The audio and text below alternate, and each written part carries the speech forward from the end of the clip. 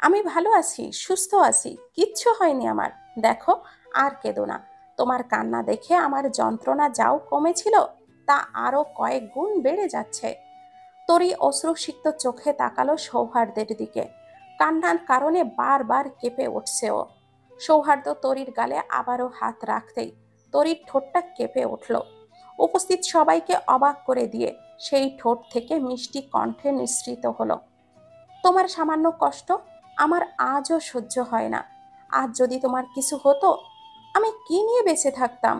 আমার আজ পর্যন্ত বেঁচে থাকার কারণটাই যে তুমি। সৌহার্দ্যের হাতটা তরির মাথা থেকে চুল বেয়ে ধীরে ধীরে নিচে পড়ে গেল। অতি বিস্ময়ে বিমূঢ় হয়ে তাকিয়ে রইল তরির মুখের দিকে। মুখটা হা হয়ে গেছে ওর। ঘন ঘন পলক ফেলে বোঝার চেষ্টা করলো যে সে সঠিক শুনেছে কিনা।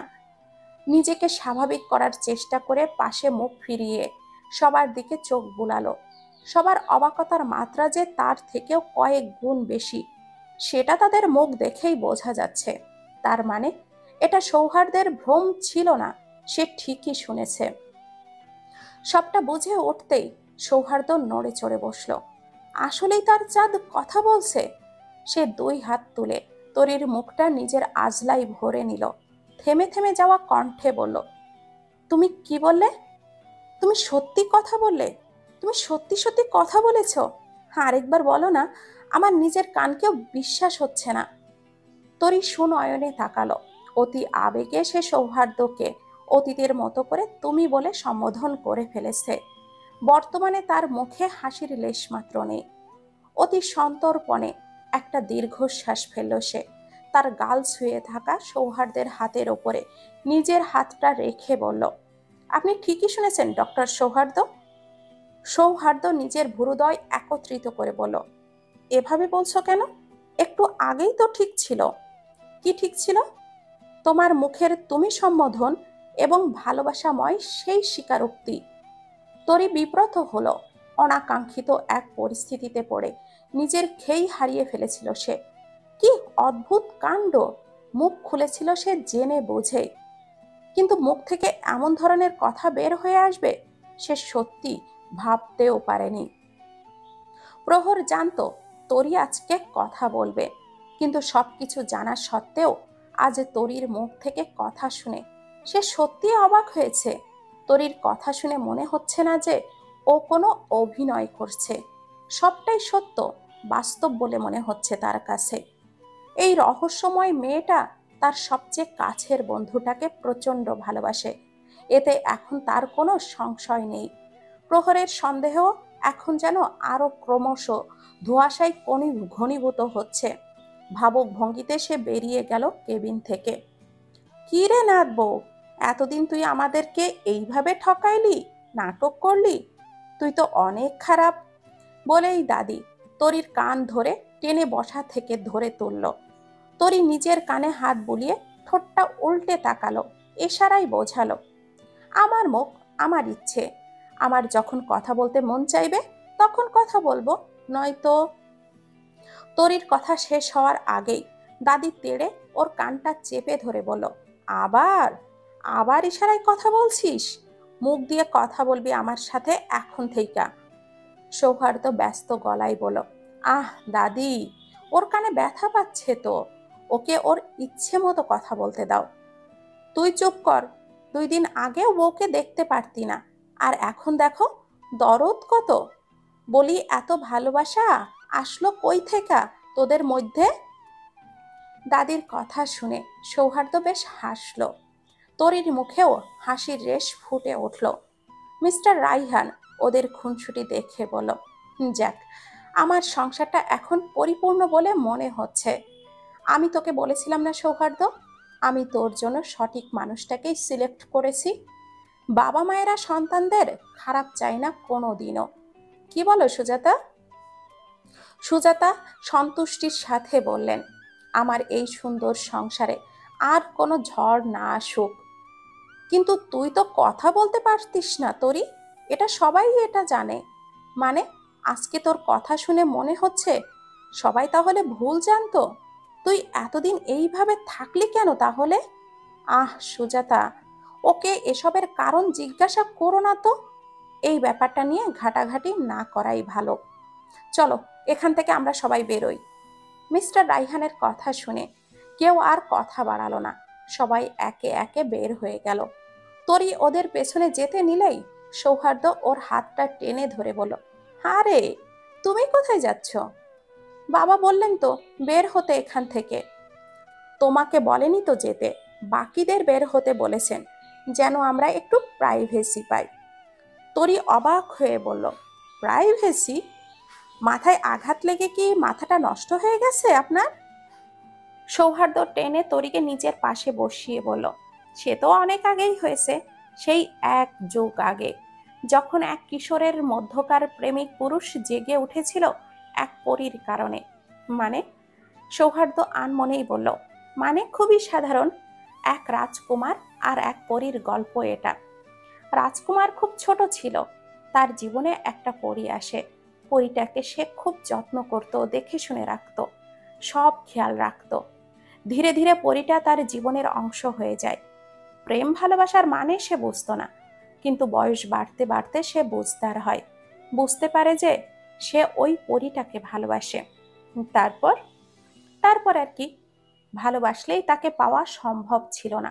সে তো পরী, যেভাবে রাজকুমারের জীবনে এসেছিল ঠিক সেভাবেই তার জীবন থেকে হারিয়ে গেল। খুঁজে পাওয়াও সহজ ছিল না, বরং অসম্ভব ছিল। কারণ যে ইচ্ছে করে হারিয়ে যায়, সে স্বেচ্ছায় ফিরে না আসলে তাকে খুঁজে পাওয়া যায় না। তোমার এত কিছু বুঝতে হবে না, তুমি বরং আমার সামনে বসো, আমি তোমাকে দেখি। তোমাকে দেখতে দেখতেই আমি সুস্থ হয়ে যাব, দেখো। তরি হাসল, সৌহার্দ্যের সামনে বসে রইল ওর কথা মতো। আর সৌহার্দ্য, সে তো এত বছর পর তার চাঁদকে নতুনভাবে নিজের করে ফিরে পেয়েছে। এত অপেক্ষার পর নিজের তৃষ্ণার্ত হৃদয়কে শান্ত করতে তাকিয়ে রইল তার চাঁদের দিকে অপলক, যেন এই চাঁদের পূর্ণিমায় তার জীবনের সকল অন্ধকার ফুরবে আর সূচনা হবে এক সুন্দর প্রভাতের। সৌহার্দ্যকে নিয়ে পরের দিন সন্ধ্যায় বাসায় ফিরে গেল সবাই। তবে ওকে সপ্তাহ খানেক সম্পূর্ণ বেড রেস্টে থাকতে বলা হয়েছে। সৌহার্দ্য নিজেও জানে ওর মাথায় আঘাত লাগায়, নিজেকে শান্ত ও বিশ্রামের মধ্যে থাকতে হবে। রাতের খাবারটা তরি আলাদা করে সৌহার্দ্যের জন্য নিয়ে এলো। সবার সাথে একসাথে বসে খাওয়ার ইচ্ছা থাকলেও কয়েকদিন ঘরের 4 দেওয়ালে নিজেকে বন্দি রাখাটাই ভালো বলে মনে করলো সৌহার্দ্য। তাই এই ব্যাপারে তরিকে আর কিছুই বলল না। তরি সৌহার্দ্যের সামনে খাবার রাখলো। সৌহার্দ্য ভুরু কুঁচকে তাকালো, বলল, একটা প্লেট কেন? তরি অবাক হয়ে বলল, একটা প্লেটই তো থাকবে, আপনি একজন মানুষ, কেন আপনি কি 2 প্লেট খাবার খাবেন নাকি? সৌহার্দ্য বিরক্ত হয়ে বলল, তোমার মনে হয় আমি এখন 2 প্লেট খাবার খাবো? তুমি নিজে খেয়েছো? না, আপনি খেয়ে নিন, তারপর না হয় আমি খাবো। আজ্ঞে না, আপনি আমার সাথেই খাবেন, আর শুধু আজকের জন্য না, প্রতিদিন খাবেন, বুঝলেন? আপনি আমাকে এভাবে আপনি আপনি করে কেন কথা বলছেন? সৌহার্দ্য বলল, কারণ তুমিও বলেছ আপনি করে, তাই। তরি এবার সুন্দর করে হাসল। সৌহার্দ্যের পাশে বসে খাবার ঠিক করতে করতে বলল, এসো খাইয়ে দেই। সৌহার্দ্য অবাক চোখে তাকালো। সেই ছোটবেলায় সৌহার্দ্য রাগ বা অভিমান করলে তার চাঁদ এইভাবেই তার কাছে খাবার নিয়ে এসে বলতো, এসো খাইয়ে দেই। সৌহার্দ্যের অনুমতি চাইলেও অনুমতির অপেক্ষা সে কোনো দিনও করেনি, বরং নিজের ছোট ছোট হাত দিয়ে খাবার তুলে দিত সৌহার্দ্যের মুখে। আজও কথাটা সৌহার্দ্যের কানে বাজে, কিন্তু কথাটা বলার মানুষ হারিয়ে গিয়েছিল। তরি সেই আগের মতোই সৌহার্দ্যের মুখে খাবার তুলে দিল। সৌহার্দ্য খাবার খেতে খেতে তরির দিকে তাকিয়ে রইল, বলল, শুধু আমাকে খাওয়ালেই হবে? বললাম না তোমাকেও আমার সাথে খেতে হবে? কিন্তু খাবার তো 1 প্লেট, খেয়ে দেখো, এই খাবারে লেগে থাকা ভালোবাসা দিয়েই পেটটা ভরে যাবে। তরি এবার খিলখিল করে হাসতে হাসতে বলল, হ্যাঁ, তোমার কথাবার্তা আজ অদ্ভুত ঠেকছে আমার কাছে। সৌহার্দ্য আর কিছুই বলল না। খাওয়া শেষে তরি হাত ধুতে ধুতে বলল, আমি যদি সত্যি সত্যি কথা বলতে না পারতাম, তাহলে কি আমায় কখনো মেনে নিতেন না? মেনে তো তোমায় অনেক আগেই নিয়েছিলাম, বহু আগে, তুমি জানতেও না তখন। তরি ভুরু কুচকে বলল, মানে? সৌহার্দ্য হকচকিয়ে গেল, আমতা আমতা করে বলল, না মানে বলছিলাম যে শুরু থেকেই মেনে নিয়েছিলাম, সেটাই বোঝালাম আর কি। কিন্তু তুমি এতদিন কথা কেন বলনি? তরি এবার দীর্ঘশ্বাস ফেলল, বলল, ইচ্ছে মরে গিয়েছিল কথা বলার। আমার জীবনের শেষ কথা বলেছিলাম সেই দিন, যেদিন আমার সবচেয়ে প্রিয় মানুষটাকে আমার নিজের চোখের সামনে মরে যেতে দেখেছিলাম। আমি চিৎকার করে কেঁদেছিলাম সেই দিন। সেদিনের পর থেকে আমার জীবন থেকে কান্না ও কথা বলার ইচ্ছে দুটোই যেন হারিয়ে গেছে। কালকে যখন শুনলাম আপনি হসপিটালে অ্যাডমিটেড, আমার আবারও সেই পুরানো ভয় মনের মধ্যে জেগে উঠেছিল। দ্বিতীয়বার প্রিয় মানুষ হারানোর বেদনা সহ্য হতো না আমার। কান্না ও ভাষা দুটোই আমার মধ্যে ফিরে এসেছে আমার অজান্তেই। সৌহার্দ্য হাসল, বলল, তার মানে আমিও তোমার প্রিয় মানুষ? এত ভালোবাসো? বাসি তো, তোমার মতো না। আমাকে একটু ভালোবাসো, বুঝলে? একটু ভালোবাসা চাইবো আমি শুধু তোমার কাছে। বলেই তরি হাসতে হাসতে নিজের এলোমেলো চুলগুলো খোপা করার জন্য হাত তুলল। সৌহার্দ্য বাধা দিয়ে বলল, তোমার ঢেউ খেলানো খোলা চুলগুলো আমার না খুব প্রিয়। এই চুলগুলো আমার সামনে সব সময় খোলা রাখবে। তুমি খোলা চুলে আমার কাছে এসে কিছু চাইলে আমি তোমায় ফিরিয়ে দিতে পারবো না কখনো।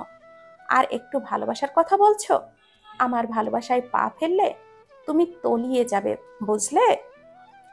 ক্লান্ত অপরাহ্নের শেষ প্রহর, গুমোট আবহাওয়ায়, জনসমাগমের গুনগুন কোলাহলে পরিবেশটা আমোদিত।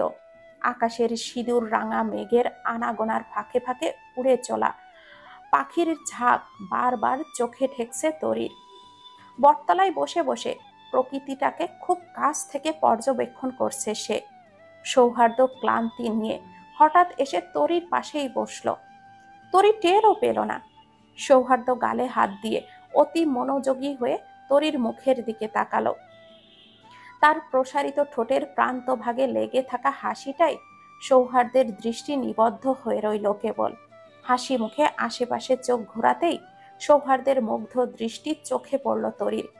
হেসে ভুরু কুচকে তাকিয়ে বলল সে, কি এভাবে তাকিয়ে আছেন কেন? সৌহার্দ্য একটুও নড়ল না, একইভাবে বসে থেকেই বলল, দেখছি পৃথিবীর সবচেয়ে সুন্দর মানুষটাকে, চোখ সরাতেই মন চাইছে না। বলেছে তোমাকে পৃথিবীতে আরো অনেক সুন্দর মানুষ আছে, আমার থেকেও বেশি সুন্দর। সৌহার্দ্য মুখে হাসি বজায় রেখেই বলল, হোক, কিন্তু আমার চোখে তো তুমিই সবচেয়ে বেশি সুন্দর। তুমি দেখতে যদি অসুন্দর হতে, তবুও আমার চোখে সৌন্দর্যের সংজ্ঞা শুধুমাত্রই তুমি। হাজারো সৌন্দর্যের ভিড়ে এই দুটো চোখ শুধু তোমাকেই খুঁজবে। কেন? কারণ ভালোবাসা মানেই তো সুন্দর। তুমি তো বুঝবে না আমার কথার মানে, আমি জানি এটা। সৌহার্দ্য গম্ভীরভাবে কথাটা বলে সোজা হয়ে বসল। তরি হাসল। সৌহার্দ্যের কথার প্রেক্ষিতে কোনো কথা না বলেই বলল, সব পেপারস জমা দেওয়া শেষ, আর কোনো কাজ নেই।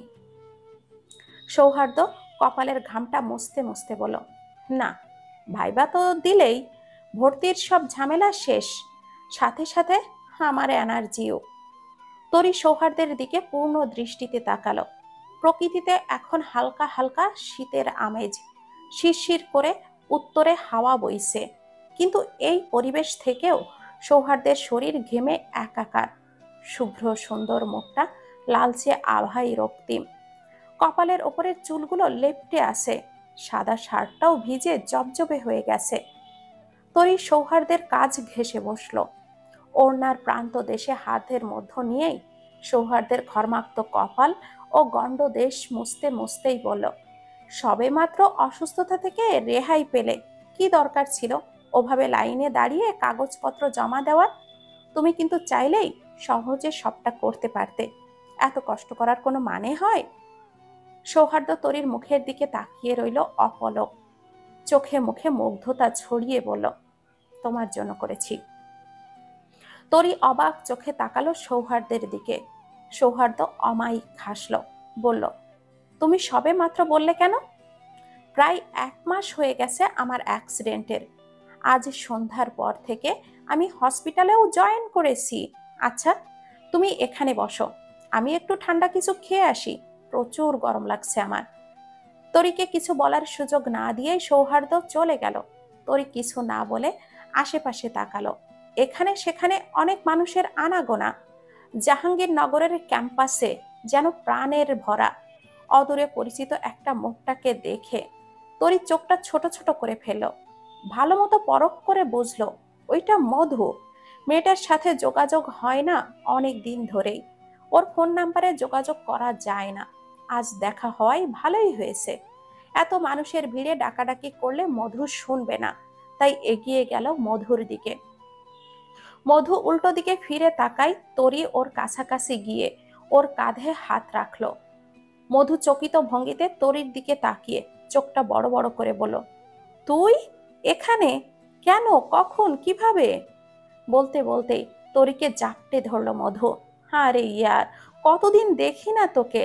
I missed you so much ইয়ার। কত যে মিস করেছো সেটা তো বুঝতেই পারছি। মধু বেশ চমকালো।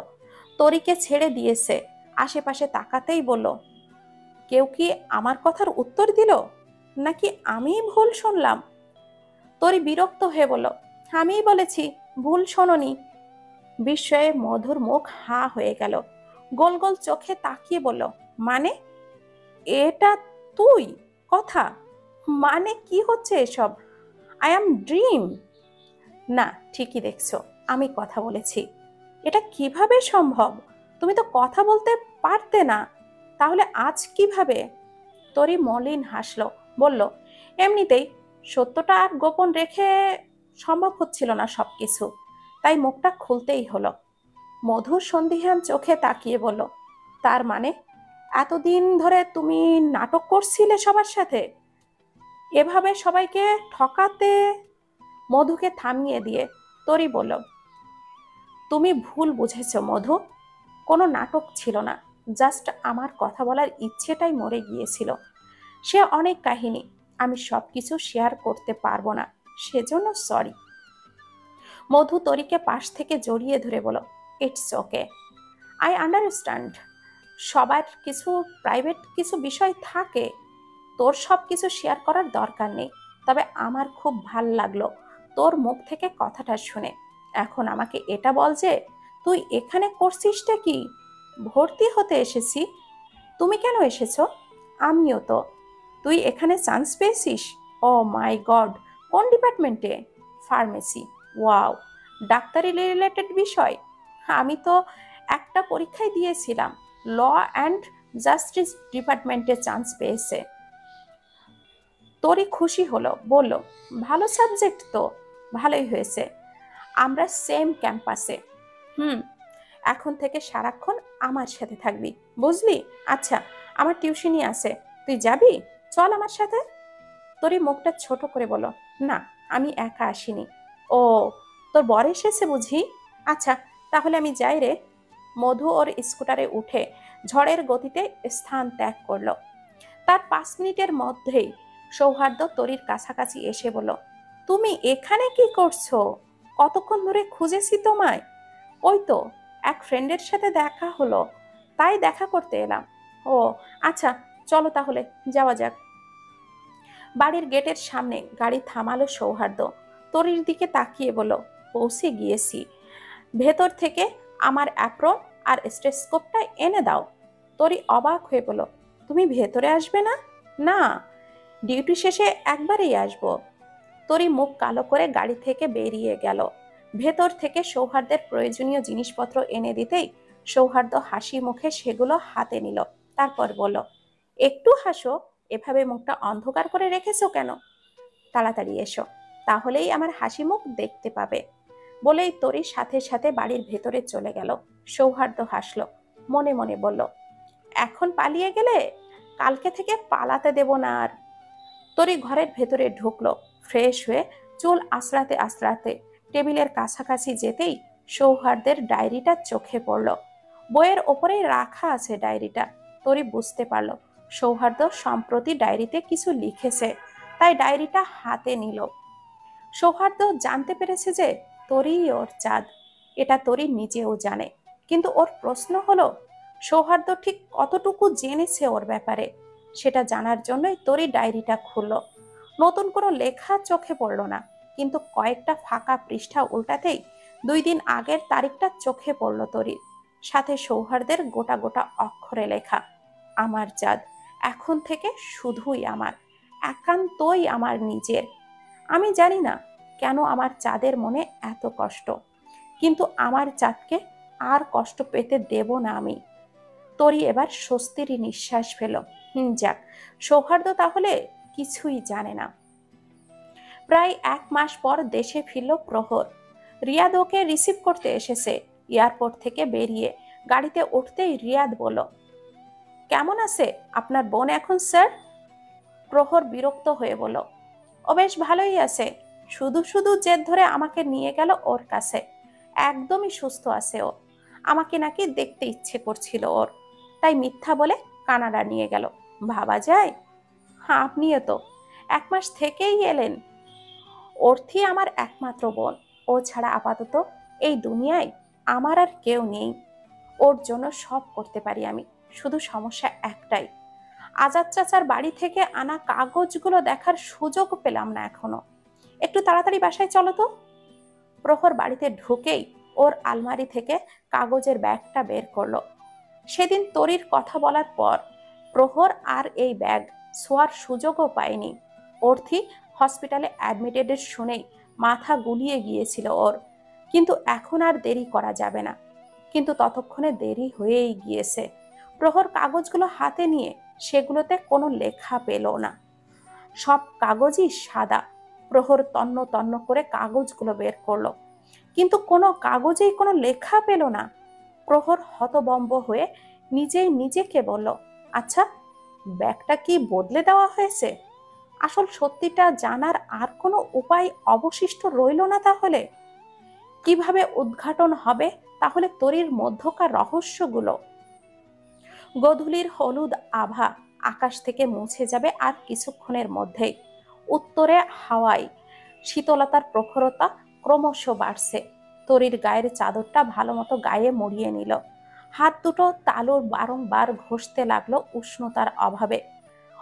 অপেক্ষিত উন্মুখ দৃষ্টি মেলে রেখেছে সেই সামনের ভবনের দিকে। মধু ওকে দাঁড় করিয়ে ভেতরে গেছে। প্রায় 20 মিনিট হয়ে এলো, এখনো তার আসার কোনো নামই নেই। তুমি কি অরিত্রী? পেছন থেকে পুরুষালী কণ্ঠে এমন কথা শুনে তরি ঘাড় ঘুরিয়ে তাকালো। চোখের সামনে ছেলেটার অবয়ব দৃশ্যমান হলো। তার সুদর্শন মুখের অমায়িক হাসিটা দেখে কপালে সূক্ষ্ম ভাঁজ পড়ল তরির। কিছুক্ষণ ছেলেটাকে সূক্ষ্ম দৃষ্টিতে পর্যবেক্ষণ শেষে মুখ খুলল সে। জি, আমি অরিত্রী। ছেলেটা মুখে হাসি বজায় রেখেই বলল, আমি দীপ্ত, তোমার ক্লাসমেট। আজকে ক্লাসে দেখেছিলাম তোমায়, তাই এখানে দেখে ভাবলাম পরিচিত হওয়া যাক। তরি বেশ অপ্রস্তুত হলো, তবুও নির্বিকার ভঙ্গিতে তাকিয়ে বলল, পরিচয় হয়ে ভালো লাগলো। দীপ্ত এর বেশি কিছু আশাও করেনি, তাই মাথা নাড়িয়ে বলল, ধন্যবাদ। আচ্ছা, এই বইটা কি তোমার? তুমি যেই টেবিলে বসেছিলে সেই টেবিলের ওপরই এই বইটা ছিল। বইয়ের ভেতরেও তোমার নাম লেখা দেখলাম। তরি বইটা হাতে নিল। সে দেখেই চিনতে পেরেছে তার প্রিয় উপন্যাসের বই এটা। হারিয়ে গেলে কষ্ট পেত খুব, তাই বইটা হাতে পেয়ে অজান্তেই মুখে হাসি ফুটে উঠল ওর। দীপ্ত তরির মুখের দিকে তাকিয়ে রইল নির্নিমেষ, চোখে মুখে অফুরন্ত মুগ্ধতা তার। আনমনেই বলল, সবসময় এভাবে হাসলেও তো পারো। এই হাসির মাঝে পৃথিবীর সকল সৌন্দর্যকে দেখা যায়। তরি ভুরু কুঁচকে তাকালো, কথার মানে বোঝার চেষ্টা করে বলল, সরি, কি বললেন আপনি? দীপ্ত বেশ থতমত খেয়ে গেল। মুখ ফসকে কথাটা বের হয়ে গেছে তার, তাই পরিস্থিতি স্বাভাবিক করতে বলল, তেমন কিছু না, ওইটা এমনি কথার কথা ছিল। এদিকে মধু অগ্নি দৃষ্টিতে তাকিয়ে আছে প্রহরের দিকে। প্রহর মিটমিট করে হাসছে, হেসেই ব্যঙ্গ করে বলল, দেখেছো, তোমার ভাগ্যে এই অভিক সাহারিয়ারই লেখা আছে। এর জন্যই ঘুরে ফিরে আমাদের দুজনের বারবার দেখা হয়। আর এখন তো পার্মানেন্টলি এখানে সেট হয়ে গেছো, হা হা হা। মধু ফোঁস করে উঠল। প্রহরের দিকে আঙ্গুল তাক করে দাঁত কটমট করতে করতে বলল, লিসেন, তোকে আহ ভদ্রতা বজায় রাখতে শেখো Miss Dhanilanka. Don't forget that I am your teacher. Madhu তাচ্ছিলের হাসি দিয়ে বলল, ভদ্রতা? সবাই সবকিছু রিজার্ভ করে না। আর লাস্টে যেই কথাটা বললি সেটা যেন মাথায় থাকে। এখানে তুই আমার টিচার আর আমি তোর ছাত্রী। এর বাইরে আমাদের মধ্যে আর কোনো পরিচয় নেই। তবে আমার চোখে তুই আজীবনই একটা ঠক আর প্রতারকই থেকে যাবি, যে কিনা মানুষকে স্বপ্ন দেখাতেও জানে আর সেটাকে সযত্নে ভেঙে তাকে ধ্বংসও করতে জানে। তাই আমার কাছ থেকে অন্তত কোনো সম্মান এক্সপেক্ট করবি না। মধু রক্তিম দৃষ্টিতে প্রহরের দিকে তাকিয়ে কড়া গলায় কথাগুলো বলল। এতদিন মধুর তিক্ত বাক্য শুনতে শুনতে অভ্যস্ত হয়ে গেলেও আজকের কথাগুলো প্রচণ্ডভাবে আঘাত করল প্রহরকে। টলমল দৃষ্টিতে তাকাতেই মধু নিজের চোখের পানি আড়াল করতেই প্রহরের পাশ কাটিয়ে চলে গেল। প্রহর আজ আর ঘাড় ঘুরিয়ে তাকালো না। মধু চলে যাওয়ার দিকে অপলক চেয়ে রইল না। বড় একটা শ্বাস নিয়ে মনস্থির করল, করেই নিল প্রতিজ্ঞা, কঠিন প্রতিজ্ঞা। মধুকে আসতে দেখে তরি ওর দিকেই তাকিয়ে হাসল। দীপ্ত তরির দৃষ্টি অনুসরণ করে তাকাতেই মধুকে এগিয়ে আসতে দেখল। মধুকে দেখে নিজের অজান্তেই একটা ঢোক গিলল সে। মেয়েটাকে দেখলেই ভয় লাগে ওর, কেমন যেন তীক্ষ্ণ দৃষ্টিতে তাকায় সবার দিকে। তাই দীপ্ত আর সময় ব্যয় না করে তড়ি ঘড়ি করে বলল, আমি আসছি, হ্যাঁ, কাল আবার দেখা হবে, বাই। তরির উত্তরের অপেক্ষা না করে দীপ্ত স্থান ত্যাগ করলো। মধু এগিয়ে আসতেই তরি ওর মলিন মুখ দেখে বলল, কি হয়েছে, এমন মনমরা হয়ে আসো কেন তুমি? কিছু না, চল যাওয়া যাক, সন্ধ্যা নেমে এসেছে প্রায়। মধুর স্কুটারে করে মধুর হোস্টেলের কাছাকাছি আসতেই তরি নেমে গেল। মধু বলল, চল তোকে তোর বাসায় পৌঁছে দেই। তরি বাধা দিয়ে বলল, না, এখান থেকে দূর অনেক, তোমার এত দূরে যাওয়া আসার দরকার নেই, আমি একটা রিক্সা নিয়ে চলে যাব। মধু আর তরির কথার বিপরীতে কিছুই বলল না। তরি রিক্সায় উঠল। তরির রিক্সাটা যতক্ষণ পর্যন্ত দেখা যাচ্ছিল মধু ততক্ষণই তাকিয়ে রইল। তরি রিক্সায় উঠে হাতে থাকা উপন্যাসের বইটা খুলল। কয়েকটা পৃষ্ঠা উল্টে পাল্টে দেখতেই একটা হলুদ কাগজ চোখে পড়ল ওর। নিয়নের হলুদ আলোয় কাগজটার রং হলদেটে লাগলেও আসলে বুঝতে পারল না সেটার আসল রং কি। কাগজের লেখাগুলো পড়ার চেষ্টা করলো, কিন্তু অন্ধকারে অস্পষ্ট অক্ষরে লেখাগুলো বুঝতে সমস্যা হচ্ছে। ফোনের ফ্ল্যাশ লাইট অন করে লেখার উপর ধরলো, দেখলো, প্রিয় অরিত্রী, তুমি আসলেই একরাশ মায়ার অধিকারিণী। তোমার ঝলমলে হাসিটা আমার দৃষ্টিতে দেখা সেরা সৌন্দর্য। জানি না তোমাকে কেন এত ভালো লাগে। নিজের অনুভূতি নিয়ে আমি সন্দিগ্ধ, তবে কথাগুলো তোমায় না জানিয়ে আমি পারলাম না। ইতি দীপ্ত। তরির প্রচন্ড বিরক্ত হলো লেখাটা পড়ে। এ নতুন কিছু না, মানুষের এসব মোহ আবেগ দেখতে দেখতে অভ্যস্ত সে। যখন জানতে পারতো যে তরি কথা বলতে পারে না, তখনই যেন সব আবেগ মাটির চাপা পড়ে যেত। কিন্তু এই ছেলে তো ওকে কথা বলতেই দেখেছে, একে পিছু ছাড়ানোর একটা ব্যবস্থা তো করতে হবে। মিস্টার আফনাদ অফিস থেকে ফিরে নিজের ফরমাল পোশাক বদলে পাঞ্জাবি পরলেন। মোহনা ওনাকে এত পরিপাটি হতে দেখে ভুরু কুঁচকে তাকালেন, বললেন, এই মাত্রই না বাড়ি ফিরলে, এখন আবার এত সাজগোজ করছো, কই যাচ্ছ, কোনো দাওয়াত আছে নাকি? মিস্টার আফনাদ হাতে ঘড়ি পড়তে পড়তেই বলেন, তোরির সাথে দেখা করতে যাচ্ছি, হুট করেই মেয়েটার কথা অনেক মনে পড়ছে, অনেকদিন দেখি না তো ওকে। মোহনা বিরক্ত ও রাগ নিয়েই বলল, গত সপ্তাহে গিয়ে এলে, আজ আবারও যাচ্ছ?